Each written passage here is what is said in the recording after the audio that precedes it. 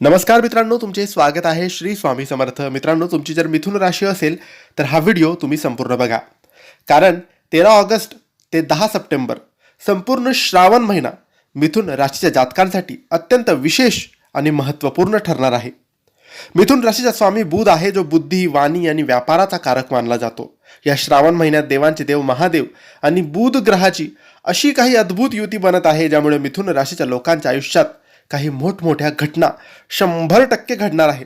यासाठी हा व्हिडिओ संपूर्ण बघा. त्याआधी मित्रांनो, जर तुम्हाला तुमच्या राशीबद्दल, पत्रिकेबद्दल, व्यापाराबद्दल, नोकरीबद्दल, तुमच्या नात्याबद्दल, शिक्षणाबद्दल, आजारपणाबद्दल, पैशाबद्दल काही प्रश्न विचारायचे असतील तर दिलेल्या व्हॉट्सॲप नंबरवर आम्हाला मेसेज करा. कर्ज झालेलं असेल, पैसा टिकत नसेल, व्यापार चालत नसेल, नोकरीत प्रगती नसेल, नात्यात कटुता असेल, संतान प्राप्ती होत नसेल किंवा जीवनात खूप साऱ्या अडचणी, प्रश्न असतील, काय करावं हे कळत नसेल, वाईट काळ कधी संपेल, चांगला काळ कधी येईल, हे सगळ्या प्रश्नांची उत्तरे पत्रिका बघून आम्ही तुम्हाला देऊ.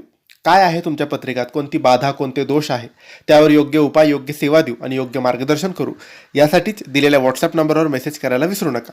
चला तर मग सुरू करूया मिथुन राशीच्या नोकरी आणि व्यवसायाबद्दल. मिथुन राशीच्या लोकांसाठी हा श्रावण महिना बुद्धिमत्ता आणि चातुर्याच्या जोरावर यश मिळवून देणारा ठरणार आहे. जर तुम्ही नोकरीमध्ये बदल करण्याचा विचार करत असाल तर 13 ऑगस्ट ते 10 सप्टेंबर दरम्यान तुम्हाला अत्यंत उत्तम नोकरी किंवा उत्तम संधी मिळेल. तुमचे संभाषण कौशल्य आणि निर्णय क्षमता यामुळे ऑफिसमध्ये तुमचे कौतुक होईल. व्यापारी वर्गासाठी हा काळ प्रचंड फायदेशीर ठरणार आहे. विशेषतः मीडिया, मार्केटिंग, IT, लेखन, शेअर मार्केट किंवा कमिशनशी संबंधित काम करणाऱ्यांना मोठा धनलाभ होईल. नवीन करारावर स्वाक्षऱ्या होतील. घाईघाईत किंवा अतिउत्साहात कोणताही महत्त्वाचा निर्णय घेऊ नका. कामाच्या ठिकाणी कागदपत्रे नीट वाचून तपासून स्वाक्षरी करा आणि सहकाऱ्यांशी बोलताना शब्दाची योग्य निवड करा. मित्रांनो, आता वळूया तुमच्या आर्थिक परिस्थितीकडे. श्रावण महिन्यात महादेवाच्या आशीर्वादाने मिथुन राशीची आर्थिक बाजू पूर्वीपेक्षा अधिक मजबूत होणार आहे. उत्पन्नाचे नवीन मार्ग या महिन्यात तुम्हाला एकापेक्षा जास्त मार्गांनी पैसा मिळण्याचे योग आहेत. जर तुमचे पैसे कुठेतरी अडकलेले असतील किंवा कोणी घेतलेले कर्ज परत करत नसेल तर या श्रावणात थोडे प्रयत्न केल्यास ते पैसे तुम्हाला परत मिळतील. मिथुन राशीच्या जातकांना गुंतवणुकीतून चांगला परतावा मिळण्याची शक्यता आहे. मात्र लॉटरी किंवा सट्टा यासारख्या शॉर्टकटच्या मागे लागणे टाळा.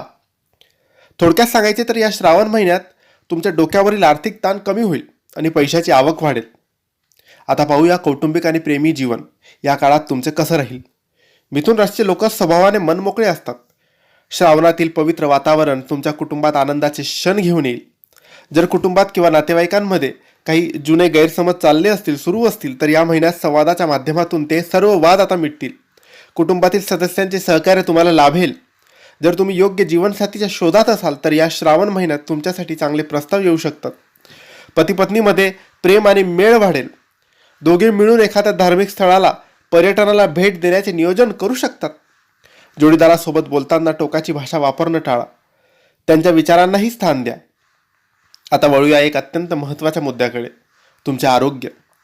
मिथुन राशीचा प्रभाव मज्जासंस्था आणि श्वसन संस्थेवर असतो.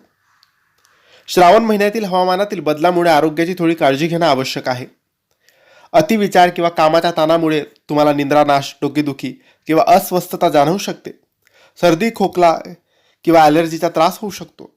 त्यामुळे थंड पदार्थाचे सेवन टाळा. दररोज सकाळी किमान 15 मिनिटं योगा किंवा प्राणायाम करा, ज्यामुळे तुमचे मन शांत राहील. मित्रांनो, 13 ऑगस्ट ते 10 सप्टेंबर या संपूर्ण श्रावण महिन्यात मिथुन राशीच्या लोकांनी महादेवाचा विशेष आशीर्वाद प्राप्त करण्यासाठी दर सोमवारी 21 दुर्वा, 21 बेलपत्र महादेवाच्या शिवलिंगवर अर्पण करावे आणि ओम नमः शिवाय, ओम नमः शिवाय या मंत्राचा जाप 21 वेळेस करावा. याने तुम्हाला लाभ होईल आणि फायदा नक्की होईल.